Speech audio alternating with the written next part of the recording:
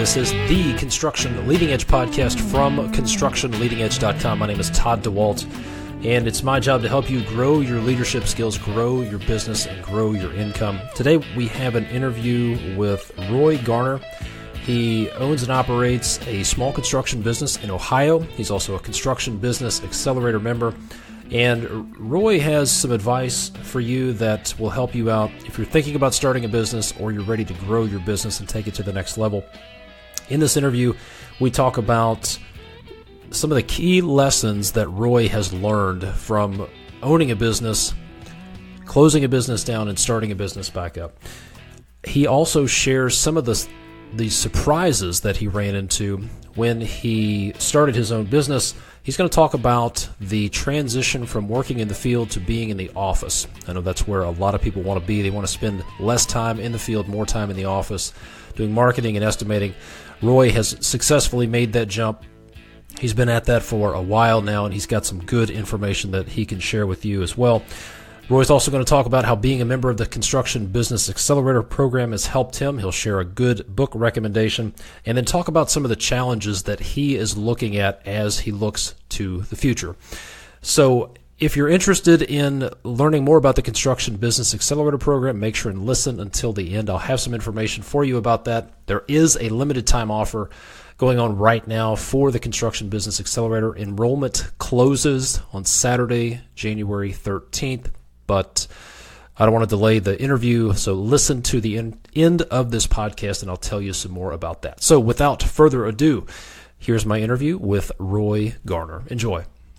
All right, so Roy Garner, thanks for being on the podcast today. How are things going in your world these days? Going good, minus the snow we get. Excellent. So let's jump in and start with this. How did you get started in the business, and then we'll talk about what that business looks like in a little bit. But tell us how you got started. Sure. We started working in the trades, or I just started working in the trades in about 88. So kind of telling my age there a little bit. But 88, we kind of started working in the trades. Then in about 98, we started up in business. Decided we was going to tackle it on our own. Then about 2012, we kind of restructured. And we started up what is Eco Construction Services. That was after a long period of struggling and getting paid from customers and clients, and we did a lot of commercial work at that point. Thought we would shut it down, just give it up, and that just didn't work out. So we decided to start up Eco in 2012, and it's been pretty much from there. So tell me about that. You thought about shutting it down, but that didn't work. Talk about that a little bit. What didn't work about shutting the business down? Well, we've pretty much, everything we've done, even to date, we've done out of pocket. You know, we never did loans. We didn't do line of credits. So, you know, being that we didn't do that, it don't give you much funds to run off of. So a lot of jobs that we was working on at the time, we did a lot of commercial door hardware, and we was just getting strung out. People like to string you out 90 days plus. So that was really becoming a weight on both myself and my wife and our life. So that's the kind of reason we thought, well, we'll just try to go to work for somebody else and just do that. And that didn't work out. It just the company I went to work for just didn't pan out with what they wanted to do, what we was wanting to do. It was a company that installs storefront glass and stuff like that, and they was wanting to add in we did a lot of commercial door hardware, so it was a lot of companies started pre-installing that, which really hurt us as far as the work that we did, and we basically did that on site. Ohio had a lot of schoolwork going on being built, and we've done over 4,000 commercial doors. So we would basically set up on site and pre-install all that stuff on location. And companies started doing a lot of their own. Hardware companies started doing that, where they could just take a guy out and hang doors and what stuff, and it'd already be on there. And that kind of hurts their company that we was doing kind of when we kind of made that decision. was a company that was not getting paid from a school, and they was 90 days plus. So the financial just pretty much broke us. Lost our guys that we had working on, because we couldn't afford to pay them at the time. And of course, we never blindsided our guys. If I seen it coming, I went to them, hey, guys, it's not looking good here. It's not a place where we wanted to be. And then we just kind of decided to close up shop, and we did that for a little while and kind of worked for another contractor friend of ours. And I was trying to get into more of a project manager, superintendent kind of role, and it just didn't work out with that either. They hired somebody else that was a lot less educated in the trades than what I was. But we decided to start it back up. I told my wife, I was like, we know how to do this. We just started up to try to keep it lean. And then we kind of got back more into residential stuff where we'd have a quicker turnover of money and build up off of that. And it's been pretty good the last 2 or 3 years. Yeah, I want to talk about the difference between residential and commercial, because I talked to quite a few people, and the guys that do residential work would like to get the bigger commercial contracts, and then the guys who do commercial work like the quick turnaround and the fewer cash flow headaches of residential work. But before we get into that, tell us about Eco Construction Services. What do you guys do now? What do you focus on? Give us some indication of your size, whether it's number of employees, revenue, anything you can tell us about to give us an indication of where you're at with your company. Well, we've been, covered some of that there before, kind of how long we've been in business stuff. We started in 2012. We've got 3 guys that we run in the field right now. We've got a project manager / estimator that we recently hired in the office. And then, of course, myself. My wife actually owns the business. She's a realtor also, so I'm kind of the COO, so we take care of running stuff and whatnot. As far as stuff that we do, we do a lot of room additions, kitchen remodels, bathroom remodels. We've done some foundation repair work in the past, a lot of smaller stuff, and then starting to get into, currently we have a house that we're building, so we're starting to break into that a little bit. I've always kind of been, a lot of guys say, well, find what you're good at, stick with it, and just do that. We've always been able to adapt pretty much with the market. We've tried, I've always found that kind of be key, if the work you're doing starts slacking off, just start looking for something else that, that you're good enough to go into and do it professionally. So, I appreciate you sharing that. Let's talk about the difference between commercial and residential. You've been on both sides. What would you say are the key differences between those two? If somebody is on one side thinking about getting into the other, what are the things that they need to know about that may not be so apparent? Let's start with commercial work. For the guys who are doing residential and they want to jump into commercial, what would you tell them? Well, there's more money in commercial work. It's a different. If you got guys that can do commercial work, that's a big thing there. You could take a residential carpenter, and he may not be very good at all doing commercial work. So that's why is that? What are the differences there? That going from frame. Say a lot of guys that's carpenter residential, they frame houses or they'll do additions or remodels. You may get into a lot of guys that runs a lot of trim and that kind of stuff. When you get more in the commercial end of it, you got guys doing metal studs, insulation, drywall, and even just how they attack it's a little bit different. So if your crew that you have is mainly residential, and we're kind of in that spot right now. I've got a client that we're trying to break into. Owens Corning, actually, trying to get into that field with them, and it's mainly commercial. And I'm kind of careful because most of the guys I've got now, they've mainly done residential work. It's just a different Safety is a big thing when it comes into commercial. If you guys your crew's out there working residential all the time, it's mainly just a quick conversation. Well, we're doing this today, guys. Watch out for this. Work on the roof or whatever. Make sure you tie it off or whatever. And a lot of times that doesn't even happen. Guys go on the roof and work and don't tie off. Or when you get into commercial, that's a big thing. I know with that company, that company there, they have ran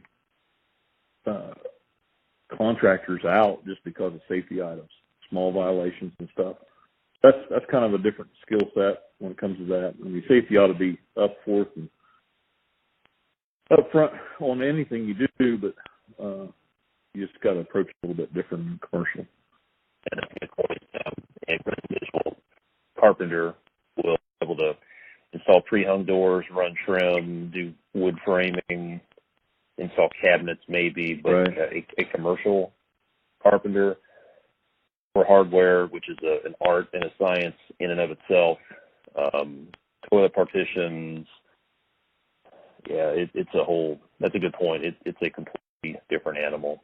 So let's talk about the guys doing commercial work who are thinking, man, I'm getting tired of cash flow problems with my commercial clients. I want to get into high-end residential or residential, period. What would you say to those guys that they need to be aware of?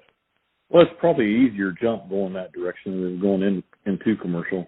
I know when we started commercial, doors and hardware and roof blocking was kind of what we was doing. That was the first project we did, and it was a struggle to get into it and be good at it. It's a whole different skill set. Going the other direction, as far as going from commercial into residential,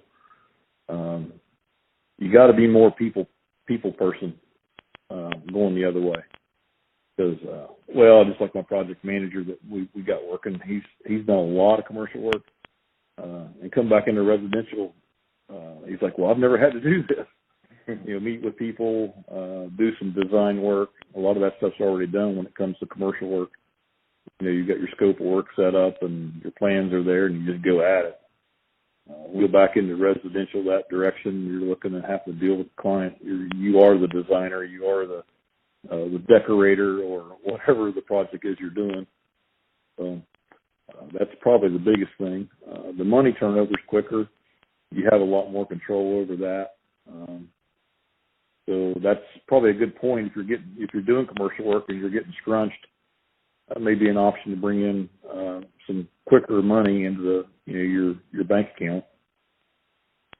But it's a lot more hands-on with the people.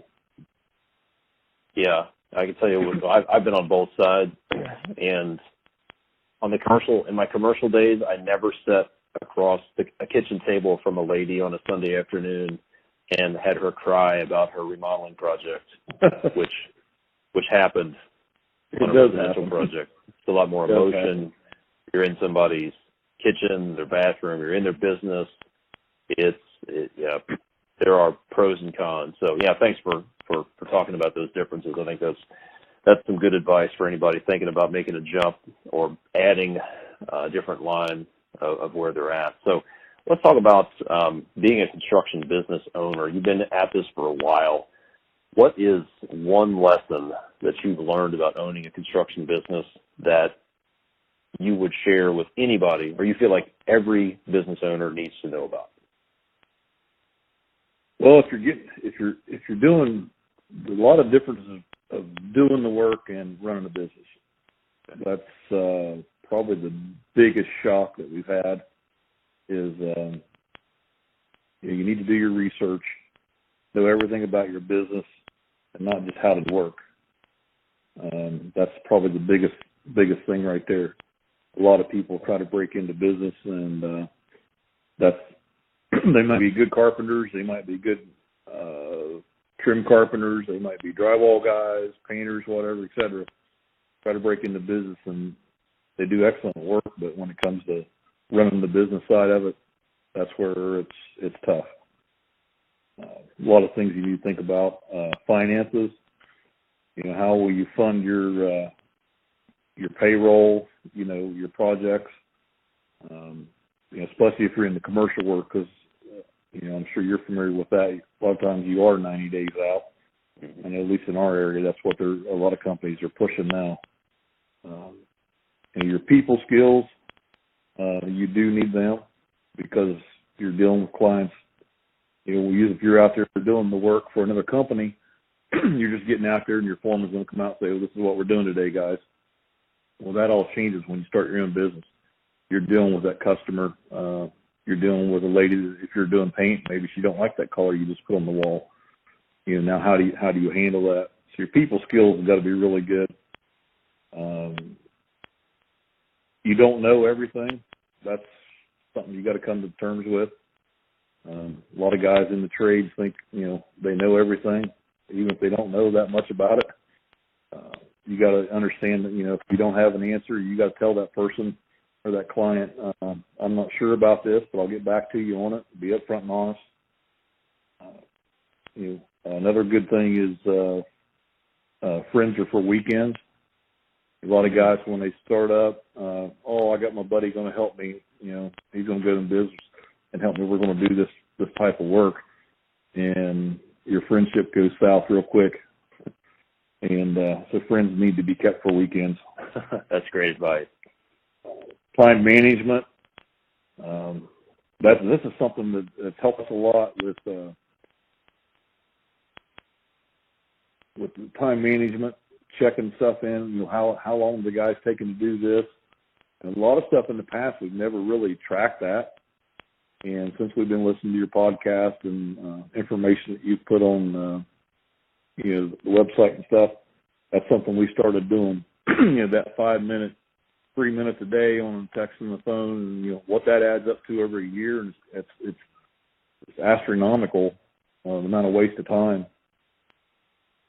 Yeah. And what for you guys listening, if you haven't seen it, I've got a series of videos about cash flow, how to get out of cash flow crunch, and one of the strategies is to keep track of the minutes. And in the video, I talk about if you've got a crew of 5 guys and they're wasting 5 or 10 minutes a day each, either billing you for time they didn't work or losing time, it adds up to a tremendous amount of money. It's an alarming amount of money. So if you haven't seen that, I'll try to put a link to that in the show notes here. Any other big lessons there? I think you've hit a lot of great stuff there, but anything else you'd share with business owners? Yeah, a big one is get it in writing. I think we kind of addressed that. You did a video on that. We had a project here a while back that we was kind of trusting the client.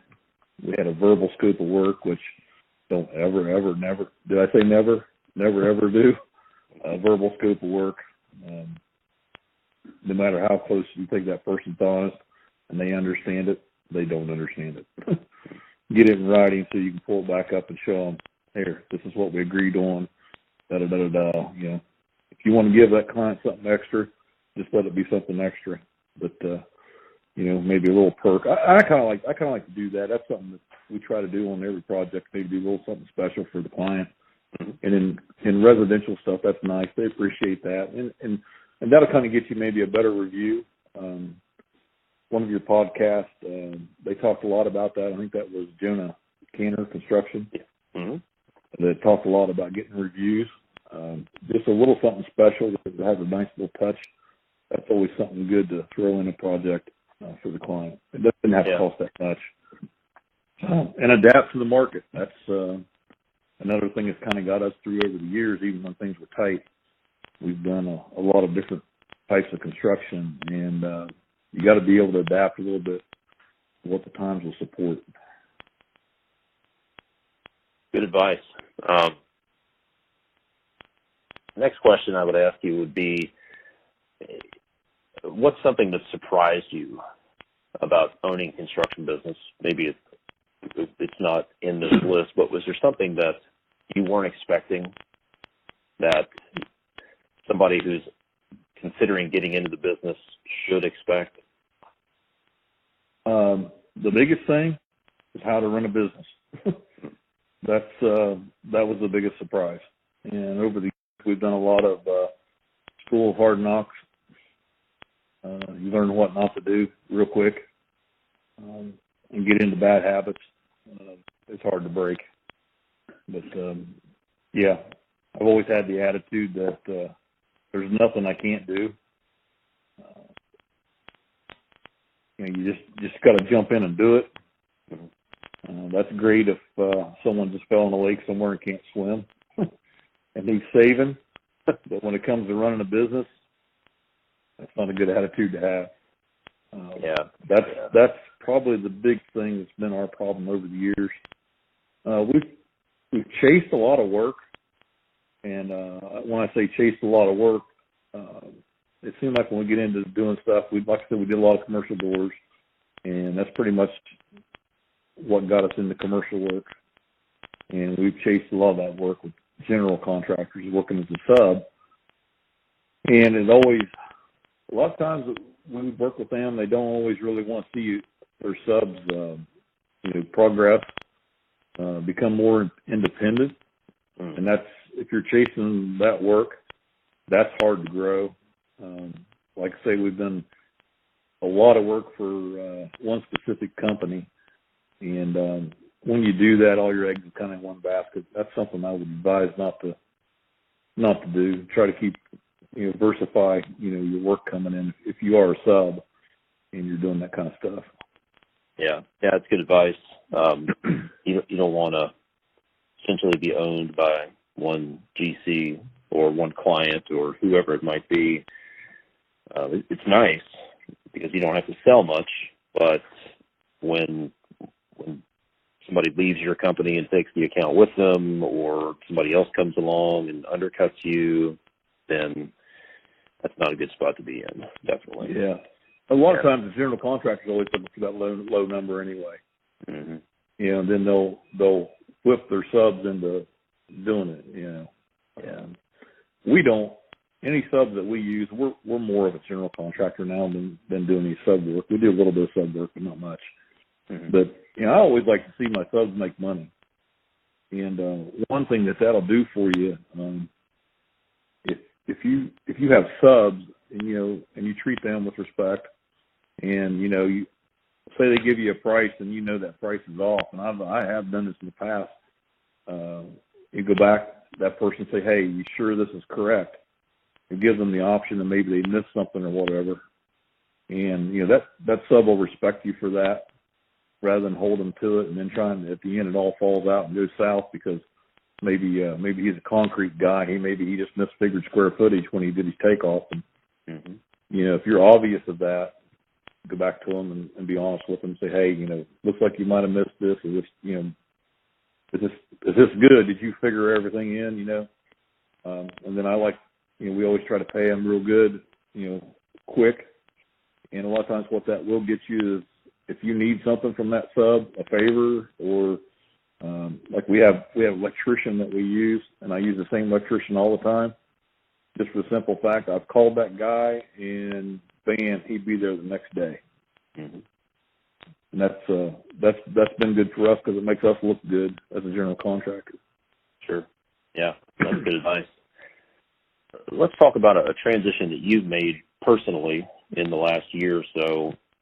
You've made the jump from being in the field primarily to being in the office. Talk about how that's gone, what you've learned through that process, and maybe give us some advice for those of us who are trying to get to that point to make that jump from the field to the office. Well, there's a fine line between when you're the size that we are and doing the volume work we do. We don't do a lot of volume.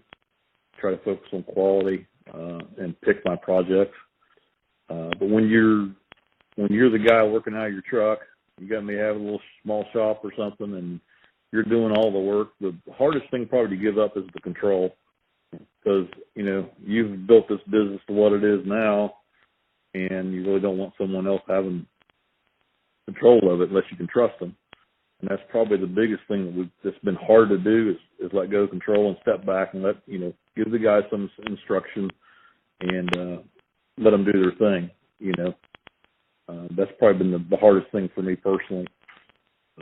A lot of the podcasts that you have, I've listened to, I'd say about 80% of them so far. And there's a lot of good advice through a lot of those that talk about that.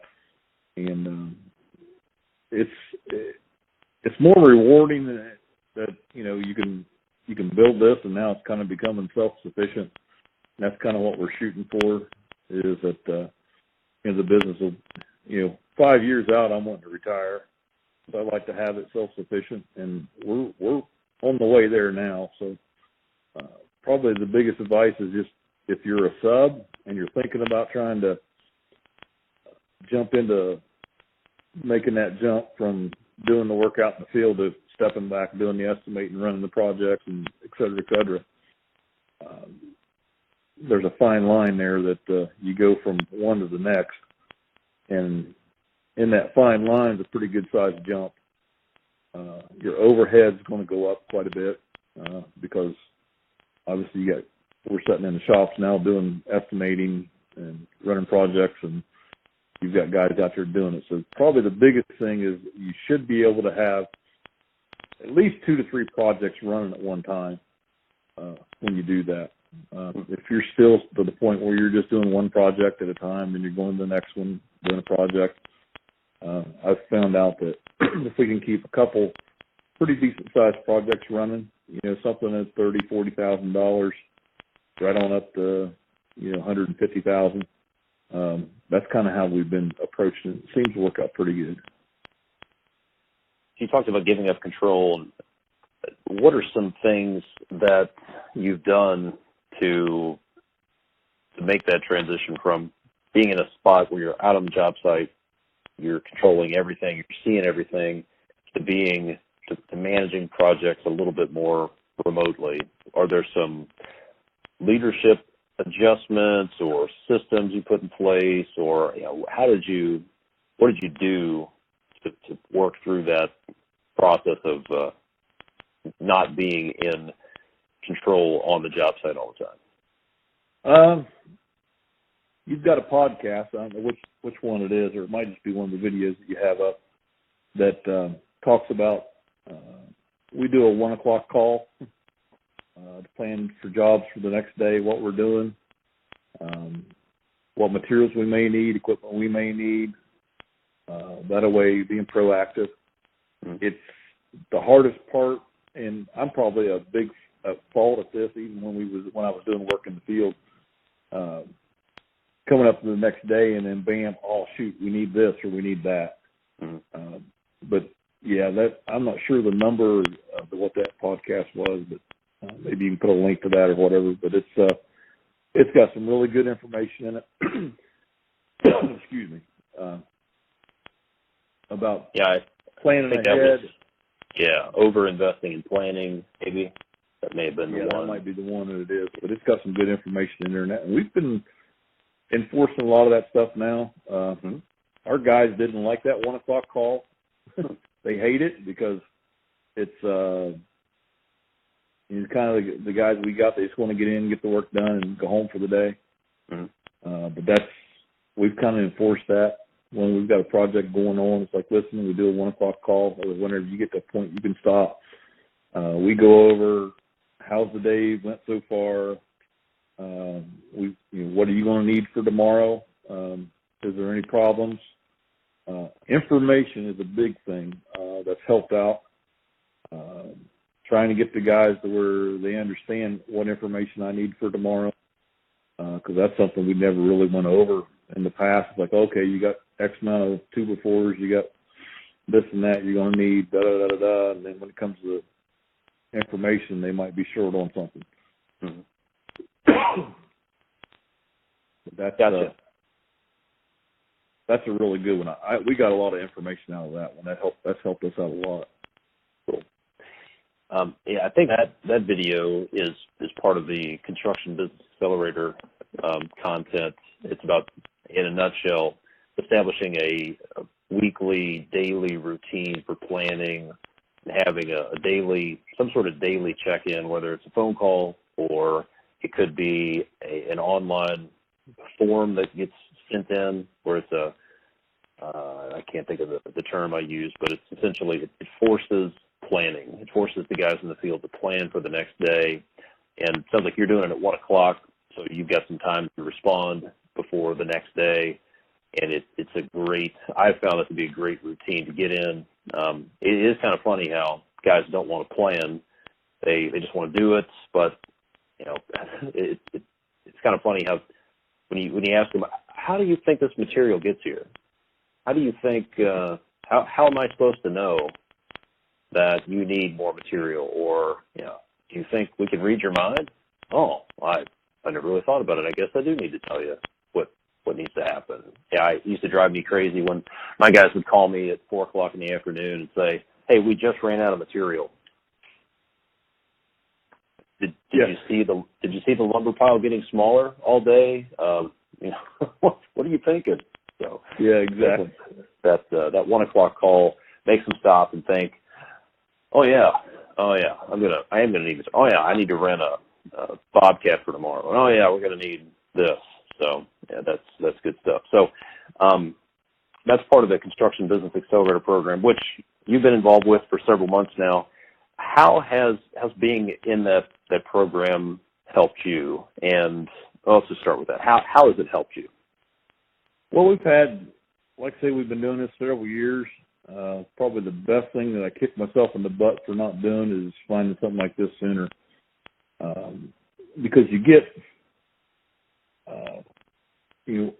finding someone as a mentor, a company or an individual that runs a business, is tough in construction because nobody wants to help the competition out, so you don't get that. Even if it's, we've tried always, like I've got a friend of mine that started a business up, and I tried to hire him first, but he wouldn't have nothing to do with that. He thought he was going to go on his own. And, I set him down, told him right up front, this is stuff you need to do, to help you out. This is what I've learned over the years and stuff. And it's hard to find information out there, and that's how we kind of came across your website. And I kind of found the podcast. I'm not even sure where it came up. It might have come up on a Facebook post or something. But came across it somehow, and I sat and listened, 4 or 5 of your podcasts, and while they're running on, it's just like, wow, that's us. That's us. And really, honestly, what I was getting out of your podcast is you have up that's free. I thought it was good enough information that it should have been, charged for. So if anybody's, out there who's got any kind of questions about any kind of business stuff, check the podcast out. And it really has a lot of good information. And then, if you still need help, you can always step right over into it. We've done some management things. Team building is a really huge thing that we're really pushing right now. And I'm starting, we've been doing this for probably, maybe six months now, maybe. And we've been working on team building. There's a lot of information in there about that. And it's starting to pay off. I'm seeing what I'm getting back out of the guys. They want business to succeed. We've had guys in that they just want to clock in. They don't care about the business. They just want that check. And I've told my guys that if I'm not looking for employees, I want team members. I want guys that care about the business, because the business is going to help them out in the long run. And that team building, we've learned a lot of that out of the Construction Business Accelerator. I would totally recommend it. And that's probably the biggest thing, the team building. And going with just time management stuff. There's just a lot of information there that's really helped us out a lot as far as running the day-to-day part of the business. I can go out and do the work. We've done a lot of different things. When it comes to running the business, that's where we've really lacked. And to make that jump running, where you're working in the office more and running projects, this is something that really kind of catapult us up. That's helped us a lot. So, would you tell another business owner that it's a good investment, that it pays off? It does. It does. I think I don't know what you have the cost at right now there, but it's well worth it. I would totally recommend it. It's great, good information. Good deal. Well, I appreciate you sharing that. That's my goal. My goal is I want it to be a no-brainer from a financial investment standpoint. I'm glad to hear that it's helped you. That's exactly. I had a feeling when I kicked this program off back in, I think it was March of 2017, that there were a lot of small business owners out there who were good at the trade but needed help with the business. Frankly, that's where I was when I owned my own business. That was one of the big surprises for me too. And I want to help small business owners run successful business construction companies. So I appreciate you sharing that. Let's talk about any other business or leadership resources that you might recommend. Could be books, podcasts, websites, anything else that you read that you get some value out of that's helped you in your business or in your personal life? Yeah, the book E-Myth for Contractors. That's a really good one if you're looking about starting your own business. Because there again, me and my wife both sat down and read that book. And as we're reading through it, it's like, wow, this is us, this is us, this is us. And it gives you a good kick in the butt to be able to realize we need to start changing how we're doing this, and this. Good. Well, I appreciate you sharing that. I'll make sure and put that in the show notes. So as we wind this thing down, as you look forward in growing your business, what are some of the biggest, either your biggest goals or your biggest challenges that you're facing to get to the next level? Staying focused is probably a big thing with us because there's so many things that run behind the scenes that you don't realize. When you go from doing the work to running the work, working in the office and stuff, everything needs your attention. Everything from marketing, because when you make that step, you got to do more marketing. You got your website, you got to deal with social media. Media is a big thing. Those things are hard to keep up with. That's kind of been challenging for us. But I'd say staying focused. One thing I kind of got back in the spring when we started to make this jump. A lot of people talk about faith, and they want that instant gratification of let's just get it all right now. But not very many people got the faith to, if you're going to move a mountain, not very many people has the faith that they can move that mountain with a bucket at a time. Mm-hmm. And that's something that kind of hit home with me, like I said, early in the spring when we started to make this jump, because you got all these buckets. You got team building, marketing, your jobs, your bidding, your cost analysis, where are you coming in with certain jobs? Can we trim our bids down? And employee problems, that's another thing that if you're team building, this kind of goes back to some of the other stuff, not really so much a challenge, but you got to care about your employees. If something little is going on in their life, you really ought to pay attention to it because it just shows them that you care, and which we do. And, I don't know, I've had a guy that worked for us, had some problem with his dad, and, he was trying to spend some time with him. I was like, hey, Tim, I said, just take the day, go spend with your dad. We're going to put you down for 8 hours a day. And, I got so much respect back out of Tim for that, just because the company stepped up and just helped him out a little bit. Yeah. I know that's kind of off topic there, but that's something I didn't want to add in there. But if on the team building topic, you really got to care about your guys. If they're going through something, if nothing else, take the time just to listen to them, let them talk a little bit, and show them that you do care. Yeah, that's good advice, because we tend to overlook the human element, and we get so focused on the bricks and the sticks and production numbers and spreadsheets and things like that. But ultimately, none of this stuff gets done by spreadsheets. It all gets done by people. And ultimately, it's all about what I've found as I look back over my career, I built some big stuff, and the most rewarding things that I have that frankly nobody can take away from me from my career are the relationships. So sometimes there's two ways to think about business. You can think, well, we use people, we develop relationships to grow the business. And maybe sometimes I wonder if business is just a way to build relationships and sharpen our character and make us better people, because I tell people if you want to run up against all of your shortcomings and your weaknesses and hit all your limiting beliefs, then go try to create something, and you'll find out where your shortfalls are and what you need to work on.